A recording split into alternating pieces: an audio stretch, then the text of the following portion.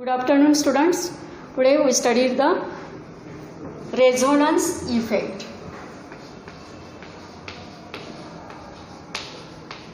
Resonance effect. These are the electronic effect. There are the four types of the electronic effects. Out of these, inductive effect, electromagnetic effect, resonance effect, and hyperconjugation. There are four types. Out of these, inductive effect and electromagnetic effect studied in the last lecture. Today we see about the resonance effect. So first we know what is a resonance. It is a delocalization of pi electrons. Resonance means delocalization of pi electrons. Then what are the pi electrons? Pi electrons are present in multiple bonding. That means double bond and triple bond.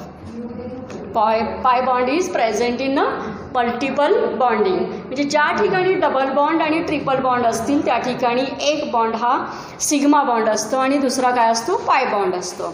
पाय बॉन्डचे electrons, एका बॉन्डमध्ये दोन electrons असतात, एक pair इलेक्ट्रॉनची असते. मग डिलोकलायझेशन of pi electrons म्हणजे multiple बॉन्डमध्ये जे पाय इलेक्ट्रॉन्स आहेत त्याचं काय होत असतं, डिलोकलायझेशन. डिलोकलायझेशन मीन्स, मग डिलोकलायझेशन म्हणजे काय, तर ते एकाच जागेवर स्थिर राहते. They are transfer from one carbon to another carbon, called as the delocalization. म्हणजे हे जे पाय इलेक्ट्रॉन्स आहेत ते एका जागेवर स्थिर नसतात, त्याला काय म्हणायचं, delocalization. And this effect is observed in the conjugation of pi electrons. मग कॉन्ज्युगेशन म्हणजे काय, तर conjugation is the alternate single and double bond. Multiple bond is alternate single and double bond. If there is the conjugation, then this resonance effect is observed. Now see the example, benzene. All you know the benzene. The benzene having the 6-membered hexagonal ring containing alternate single and double bond. Benzene containing alternate single and double bond. म्हणजेच याच्यामध्ये किती double bond आहेत, तर 3 double bond आहेत. आणि 3 double bond असल्यामुळे याच्यामध्ये किती पाय इलेक्ट्रॉन्स आहेत, तर 6 इलेक्ट्रॉन्स, पाय इलेक्ट्रॉन. म्हणजे एका बॉन्डमध्ये किती इलेक्ट्रॉन्स आहेत, तर 2 इलेक्ट्रॉन्स आहेत. म्हणजे याचं स्ट्रक्चर जर आपण पाहिलं तर याच्यामध्ये या बेन्झीनमध्ये हे काय आहे, alternate single and double bond. मग हा डबल बॉन्ड या 2 कार्बनमध्ये सुद्धा येऊ शकतो. बघा मी दुसरं स्ट्रक्चर लिहिते इथे.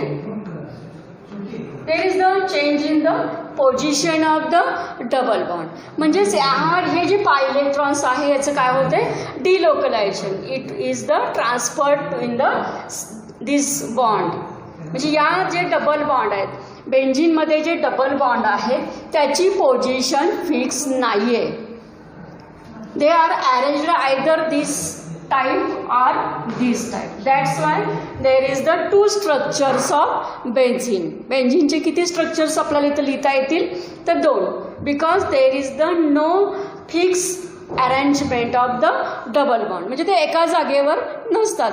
दे are delocalized over 6 carbon atoms. These pi electrons are delocalized over these 6 carbon atoms in benzene.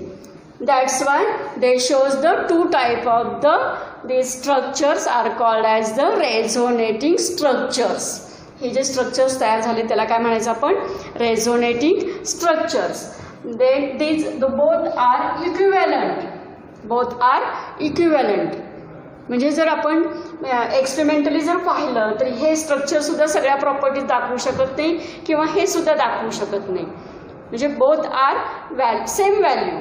That's why these are called as the resonating structures.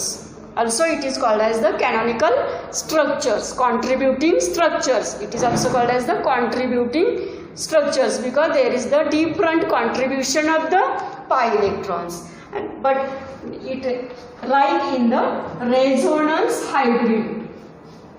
म्हणजे जर याचे जर स्ट्रक्चर्स हे जर 2 किंवा 3 असतील तर शेवटी त्याचं आपल्याला काय काढावं लागतं, resonance hybrid. In resonance hybrid these electrons are delocalized over these 6 electrons and it is denoted by dotted line in this way. म्हणजे या ठिकाणी याचा अर्थ काय होतो, तर हे जे पाय इलेक्ट्रॉन्स आहेत कुठल्याही कार्बनवरती स्थिर नाही आहेत. They are delocalized over 6 carbon atoms. is called as the resonance hybrid. Called as the resonance hybrid. म्हणजे बेन्झीन मध्ये आपल्याला हे रेझोनन्स इफेक्ट पाहायला मिळतो. It is due to the delocalization of pi electron. एवढं लक्षात ठेवायचं. रेझोनन्स म्हटलं की delocalization of pi electrons. Delocalization means there is the movement or position of pi electrons are different. आणि त्यामुळे जे डिफरंट स्ट्रक्चर्स होतील त्याला काय म्हणायचं, रेझोनेटिंग स्ट्रक्चर्स.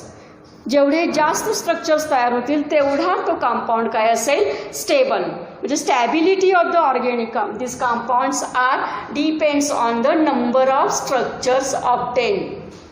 म्हणजे जेवढे जास्त स्ट्रक्चर्स तेवढा तो कंपाऊंड काय असेल, मोर स्टेबल असेल.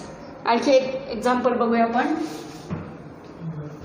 नेक्स्ट एक्झाम्पल,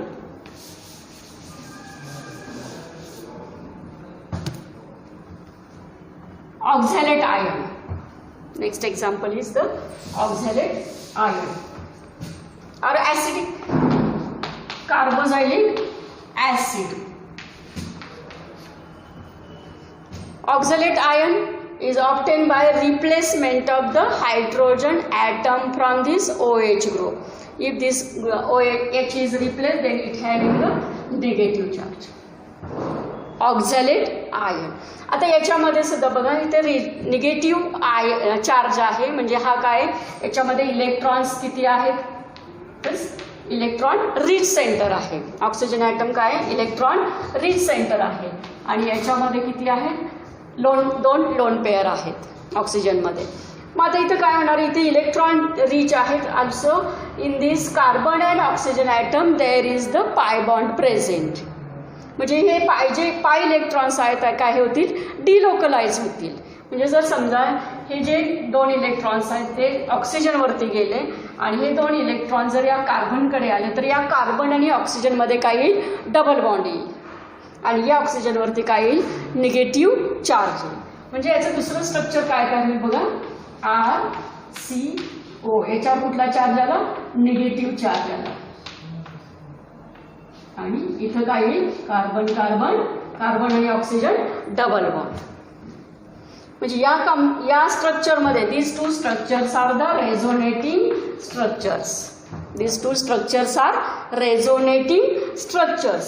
इथे बघा या कार्बन आणि ऑक्सिजनमध्ये डबल बॉन्ड आहे आणि या स्ट्रक्चरमध्ये ह्या कार्बन आणि ऑक्सिजनमध्ये काय आहे, डबल बॉन्ड आहे.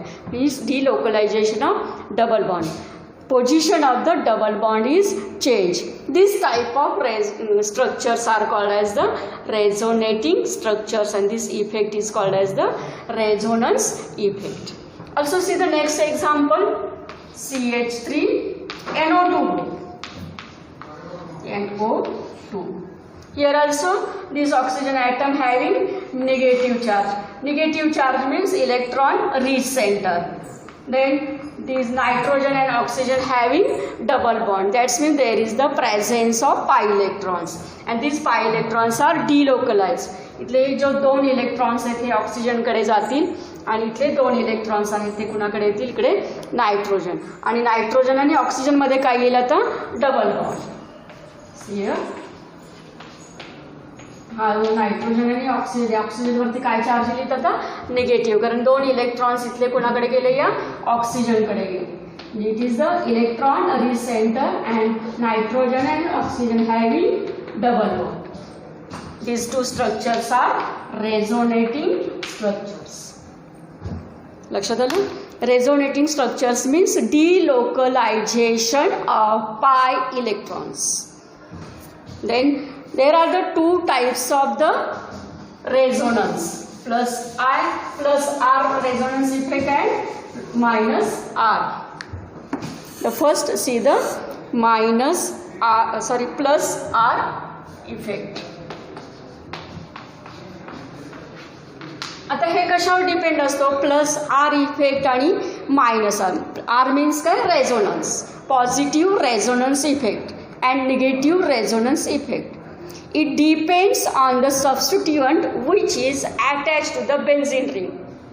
म्हणजे बेन्झीन रिंगला जो सबस्टिट्युएंट अटॅच करतो त्याच्यावर तो डिपेंड असतो. If benzene ring is hydrogen atom from this benzene is replaced by electron donating group, for example NH2, NO2. Nitro group is the electron donating group. This effect is obtained by adding the electron donating group. आता जर हा electron donating group इथं असेल तर याच्यावर आपल्याला कुठला effect दिसेल, प्लस आर इफेक्ट दिसेल. म्हणजे काय होईल बघा, आता इथे याचे आपल्याला स्ट्रक्चर्स कसे काढता येतील बघा. आता इथे नायट्रोजनवरती काय असते, लोन पेअर. हा काय करेल, इथे इलेक्ट्रॉन ट्रान्सफर करेल. आपण या पद्धतीने लिहूया स्ट्रक्चर. तर इथले जर इलेक्ट्रॉन या कार्बनवरती आले म्हणजेच कार्बन आणि नायट्रोजनमध्ये काही डबल बॉन्ड होईल, त्यावेळेस हे दोन इलेक्ट्रॉन काय होतील, या कार्बनवरती येतील. हे दोन इलेक्ट्रॉन्स काय होतील, या कार्बनवरती येतील. This is the NH2 group. This nitrogen atom having positive charge. Positive charge इथं आहे म्हणजेच नायट्रोजन कंटेनिंग लोन पेअर. नायट्रोजनवरती ऑलरेडी लोन पेअर्स असतात, एक्सेस ऑफ इलेक्ट्रॉन्स असतात. ते दोन इलेक्ट्रॉन्स काय होतील, इथे डोनेट होतील. It is the electron donating group. मग जर इथले दोन इलेक्ट्रॉन या कार्बनवरती आले तर या कार्बनवरती हे दोन इलेक्ट्रॉन्स काय होतात, एक्सेस होतात. मग हे दोन इलेक्ट्रॉन या कार्बनवरती काय होतील, ट्रान्सफर होतील. म्हणजे काय स्ट्रक्चर होईल बघा इथे, तर काय हा NH2. आता इथे नायट्रोजन आणि कार्बनमध्ये काय आला, डबल बॉन्ड आला, कारण इथले दोन इलेक्ट्रॉन इथे आले, यामध्ये डबल बॉन्ड आला. हे एक्सेस झालेले इलेक्ट्रॉन्स काय होतील, या कार्बनवरती येतील. मग कार्बनवरती एक्सेस झालेत म्हणजे या कार्बनवरती कुठला चार्ज येईल, निगेटिव्ह चार्ज येईल. बाकी दोन बॉन्डिंग आहे तसंच राहील. आता हे जे पाय इलेक्ट्रॉन्स आहेत ते एका जागेवर राहत नाहीत, दे आर डिलोकलाइज्ड ओव्हर रिंग. आता हे दोन इलेक्ट्रॉन काय होतील, इथे येतील. इथे एक्सेस झालेले इलेक्ट्रॉन पुन्हा या कार्बनवरती येतील. म्हणजे आता या कार्बनमध्ये आणि या कार्बनमध्ये काय येईल, डबल बॉन्ड येईल. बघा पुढचं स्ट्रक्चर बाकी आहे असंच लिहायचंय, NH2. आता इथं या दोन याच्यामध्ये काय आला, बॉन्डिंग आला, कारण हे दोन इलेक्ट्रॉन इथं बॉन्डिंगमध्ये आले. हे एक्सेस झालेले इलेक्ट्रॉन या कार्बनवरती येतील. म्हणजे या ठिकाणी हे दोन इलेक्ट्रॉन्स येतील, याच्यावर काय आला, निगेटिव्ह चार्ज आला. बाकी हा बॉन्ड आहे असाच राहील. आता पुन्हा हे दोन इलेक्ट्रॉन इथंच राहणार नाहीयेत, दे आर अगेन डिलोकलाइज. आता हे दोन इलेक्ट्रॉन्स इथे बॉन्डिंगमध्ये जातील, एक्सेस झालेले इलेक्ट्रॉन या ठिकाणी येतील. हे जे एक्सेस झालेले इलेक्ट्रॉन्स आहेत काय होतील, या ठिकाणी येतील. मग पुढचं स्ट्रक्चर काय होईल बघा, डबल बॉन्ड NH2. याच्यावर पॉझिटिव्ह चार्ज आहे, याच्यावर पॉझिटिव्ह चार्ज आहे. आता हा बॉन्ड आहे असाच राहिला, इथं हा बॉन्ड आला, या ठिकाणी काय आला, हे दोन इलेक्ट्रॉन्स एक्सेस झाले, निगेटिव्ह चार्ज आला. पुन्हा आता हे दोन इलेक्ट्रॉन इथं बॉन्डिंगमध्ये झाले, इथं एक्सेस आलेले इलेक्ट्रॉन्स पुन्हा नायट्रोजनकडे गेले. तर स्ट्रक्चर बघा काय होईल, या पद्धतीने NH2. आता हे पहिलं स्ट्रक्चर आणि लास्टचं स्ट्रक्चर याच्यामध्ये काय, position of double bond is change. ती कशी चेंज होते ती इथं आपण पाहिलेलं आहे. आता या ठिकाणी ज्या ठिकाणी हा निगेटिव्ह चार्ज येतो हा कुठल्या पोझिशनला येतो, अर्थो आणि पॅरा पोझिशन. बघा ही पोझिशन कोणती आहे, अर्थो पोझिशन आहे. ही पोझिशन कोणती आहे, पॅरा पोझिशन आहे. ही कोणती पोझिशन आहे, तर अर्थ पोझिशन आहे. म्हणजे इलेक्ट्रॉन रिच सेंटर हे कुठं तयार होत आहे, तर अर्थो अँड पॅरा पोझिशनला. लक्षात आलं का, स्ट्रक्चर्स लिहायला अजिबात अवघड नाही आहे, फक्त आपण व्यवस्थित त्याचं हे करायचं, फक्त इलेक्ट्रॉन्स काय करत जायचं, आपण ट्रान्सफर करत जायचं. It is called as the resonance effect, delocalization of pi electrons. लक्षात आलं?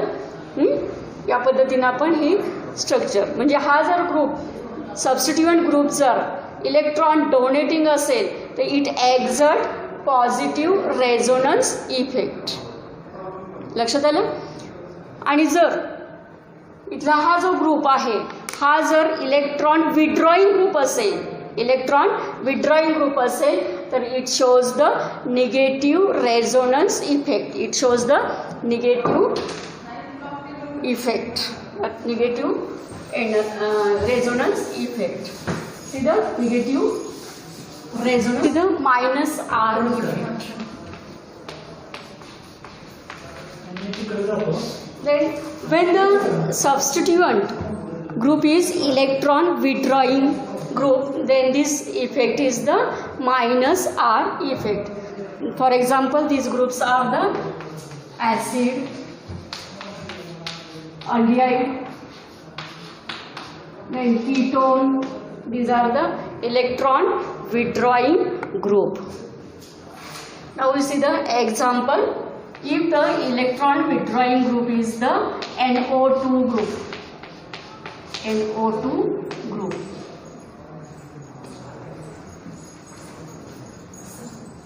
See, this is the example of minus R effect. Now see the resonating structures of these.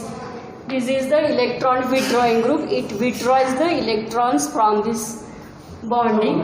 These two electrons are withdrawn by this nitrogen atom. Then structure is in this way.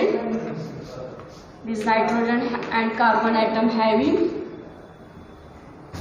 double bond. Then these two electrons are transferred to this oxygen atom, and this oxygen atom also having negative charge in this way, and this nitrogen atom having positive charge. And if two electrons are transferred to the nitrogen atom, then this carbon atom having the positive charge, and these two bonds are remaining as it is. Then आता हा जो charge आहे हा काय होणार आहे, delocalise to over this aromatic ring. आता हे जर इलेक्ट्रॉन हा काय डेफिशियंट आहे, पॉझिटिव्ह म्हणजे इलेक्ट्रॉन काय त्याच्याकडे लेस आहेत, इथले दोन इलेक्ट्रॉन काय करेल, हा कार्बन ॲटम घेईल आणि इथे कार्बन आणि या कार्बनमध्ये काय येईल, डबल बॉन्ड होईल, म्हणजे या कार्बनचे दोन इलेक्ट्रॉन्स काय झाले, कमी झाले. आता पुढचं स्ट्रक्चर काय येईल बघा, in this way. This is as it is positive charge, it having negative charge, then bonding between these two carbon atoms. These carbon atoms having the positive charge, this bond is as it is. Then in next, these two electrons are transferred to this carbon atom. This carbon and carbon having the double bond, and then these two electrons are again towards the oxygen atom in this way. The next structure is the in this way. This bond is as it is. Then these two electrons are transferred to this carbon atom because it is electron deficient, and again these two electrons are transferred to this carbon atom. See, in this way this bonding is there, and this carbon atom having positive charge, then this nitrogen and this nitrogen here, this carbon atom having positive charge. Then these two electrons again transferred to this carbon atom, and bonding between this carbon take place, and we get the next structure in this way. Bonding is here, then N O minus and double O minus. Okay, या पद्धतीनं हा minus R effect या aromatic कंपाऊंडमध्ये मिळतो आपल्याला. म्हणजे जेवढे याचे contributing structure जास्त तेवढा तो काय असतो, स्टेबल असतो. बेन्झिनचे कॉन्ट्रीब्युटिंग स्ट्रक्चर फक्त आपल्याला 2 मिळतात, आणि प्लस आय आणि प्लस आरमध्ये आपल्याला हे कॉन्ट्रीब्युटिंग स्ट्रक्चर्स मिळतात. याचा सराव करा, तुम्हाला हे काढता येतील.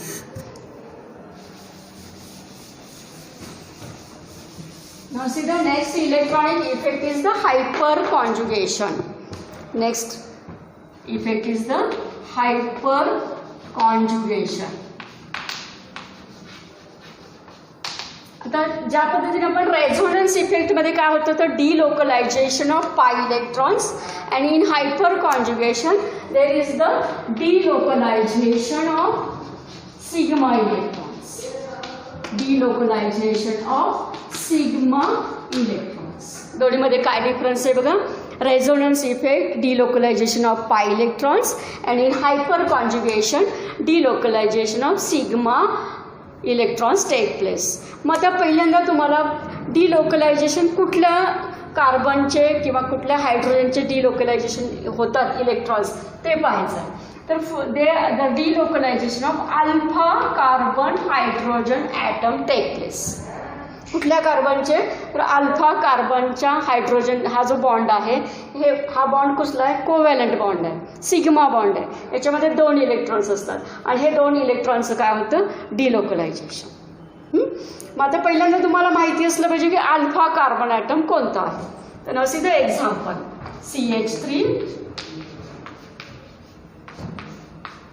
CH2. It is the cation. It is the cation. Cation means carbon atom having positive charge. आता हा जो कॅटायन आहे ही जी स्पेसीज आहे हाला आपण काय म्हणू शकतो फंक्शनल ग्रुप किंवा ॲनायन असेल फ्री रॅडिकल्स असतील निगेटिव्ह ग्रुप असेल. याच्या शेजारचा कार्बन ॲटम म्हणजे काय झाला हा अल्फा कार्बन ॲटम झाला. लक्षात येते का बघा. जो स्पेसीज आहे किंवा फंक्शनल ग्रुप आहे त्याच्या शेजारचा कार्बन ॲटम म्हणजे काय अल्फा कार्बन ॲटम. आणि हा अल्फा कार्बनला जेवढे हायड्रोजन ॲटम्स आहेत किंवा जेवढे बॉन्ड आहेत ते जेवढे हायड्रोजन ॲटम अटॅच आहेत त्याला काय म्हणायचं अल्फा हायड्रोजन ॲटम. आता या एक्झाम्पलमध्ये किती हायड्रोजन ॲटम्स आहेत तर 3 आहेत. हे कसले हायड्रोजन ॲटम्स आहेत अल्फा हायड्रोजन ॲटम्स आहेत. हा त्याच्या शेजारचा ॲडजेसंट कार्बन ॲटम याच्यावर कुठला चार्ज आहे पॉझिटिव्ह म्हणजे काय असणार आहे हा इलेक्ट्रॉन डेफिशियंट असणार आहे.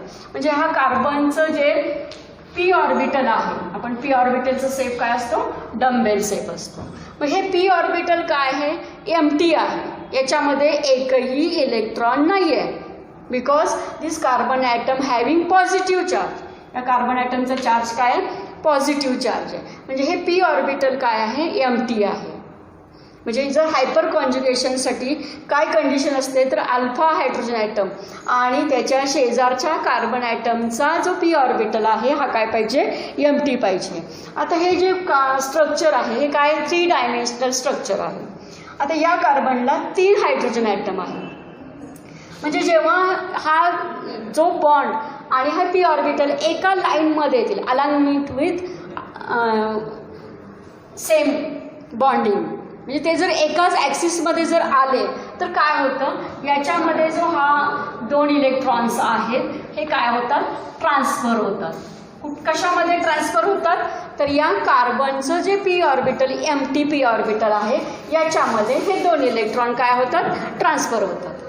याला काय म्हणायचं डिलोकलायझेशन ऑफ सिग्मा इलेक्ट्रॉन्स. लक्षात आलं. आता जर आपण याचे स्ट्रक्चर्स काढायचे आपल्याला हायपर कॉन्जुगेटेड काय काढायचे स्ट्रक्चर्स काढायचे तर आपल्याला ते कसे काढता येतील बघा. CH3 CH2 हा काय आहे कॅटायन आहे.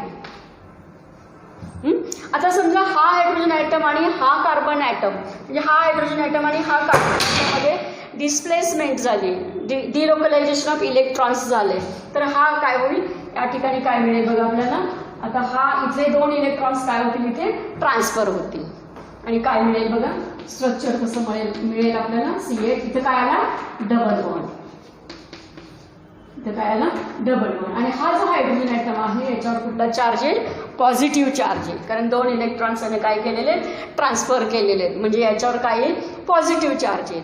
मग असे आपल्याला किती स्ट्रक्चर्स काढता येतात तर त्याला जेवढे अल्फा हायड्रोजन ॲटम आहेत तेवढे आपल्याला येतात या ठिकाणी काय करता येतात स्ट्रक्चर काढता येतात. समजा हा हायड्रोजन हा बॉन्ड आणि याचं पी ऑर्बिटल जर एकाच ॲक्सिसमध्ये आले तर या दोन्हीमध्ये काय होईल डिलोकलायझेशन होईल म्हणजे आपल्याला दुसरं स्ट्रक्चर कसं मिळेल बघा ह्याचे जे इलेक्ट्रॉन्स आहेत ते इथे ट्रान्सफर होतील कार्बन आणि याच्यामध्ये काय मिळेल आपल्याला डबल बॉन्ड मिळेल आणि हा जो हायड्रोजन ॲटम आहे याच्यावर काय मिळेल आपल्याला positive charge. No bond structure, याला काय म्हणतात नो बॉन्ड रेझोनन्स इफेक्ट. याच्यामध्ये बॉन्ड राहत नाही आहे, इथं पॉझिटिव्ह हा असाच राहील. जर आता हा आणि याचं पी ऑर्बिटल जर एकाच ॲक्सिसमध्ये आलं तर याचे 2 इलेक्ट्रॉन्स आहेत ते याच्यामध्ये काय होतील ट्रान्सफर होतील. इथे आहे बघा, समजा हे आलं तर याचे ट्रान्सफर होतील, हे आणि हे एका लाईनमध्ये आले तर याच्यातले इलेक्ट्रॉन्स याच्यामध्ये ट्रान्सफर होतील. म्हणजे आपल्याला पुढचं स्ट्रक्चर काय मिळेल बघा, यामध्ये कार्बन कार्बनमध्ये काय मिळेल डबल बॉन्ड मिळेल, हा हायड्रोजनचं बॉन्डिंग असेल आणि हा बॉन्डवरती या हायड्रोजनवरती काय मिळेल आपल्याला पॉझिटिव्ह चार्ज मिळेल. समजलं? म्हणजे जे ॲडजसंट कार्बनचा p orbital empty p orbital आणि त्याच्या शेजारचा अल्फा हायड्रोजन ॲटम हे 2 ऑर्बिटल जर एकाच प्लेनमध्ये असतील तर याचं काय होईल डिलोकलायझेशन होईल. या इफेक्टला काय म्हणायचं हायपर कॉन्जुगेशन इफेक्ट और it is also called as the no bond resonance effect. लक्षात आलं? या पद्धतीने आपल्याला हायपर कॉन्जुगेशनचे स्ट्रक्चर्स का जेवढे स्ट्रक्चर जास्त तेवढं ते कंपाऊंड काय असेल स्टेबल असेल. समजलं सगळ्यांना? फक्त काय लक्षात ठेवायचं आहे तर delocalization of alpha हायड्रोजनचे sigma electrons काय होतात डिलोकलाइज होतात. आता जर स्टॅबिलिटी जर पाहिजे असेल आपल्याला stability is depends on the hyper conjugated structures. तर एकच एक्झाम्पल घेऊया आपण. जर इथे CH3 it is the tertiary carbocation. हा इफेक्ट आपल्याला कशामध्ये मिळतो तर कार्बोकॅटायनमध्ये मिळतो, फ्री रॅडिकल्समध्ये मिळतो आणि ॲनायन्समध्ये मिळतो. आता हा टर्शरी कार्बोकॅटायन आहे, हा जो आहे हा काय आहे सेकंडरी कार्बोकॅटायन आहे. त्यानंतर हा जो आहे हा काय आहे प्रायमरी कार्बोकॅटायन आहे आणि it is the CH3 carbocation. आता आपल्याला काय करायचं याच्यातली स्टॅबिलिटी पाहिजे. तर stability depends on the structure of the hyperconjugation and structure of hyperconjugation depends on the number of alpha hydrogen atom. मग जेवढे त्याच्यामध्ये अल्फा हायड्रोजन ॲटम आहेत तेवढे त्याचे काय असतील हायपर कॉन्जुगेटेड स्ट्रक्चर्स येतील. आपण मग असे बघितले स्ट्रक्चर कसे काढायचे. फक्त आता आपण इथं फक्त लक्षात घ्यायचं की किती स्ट्रक्चर.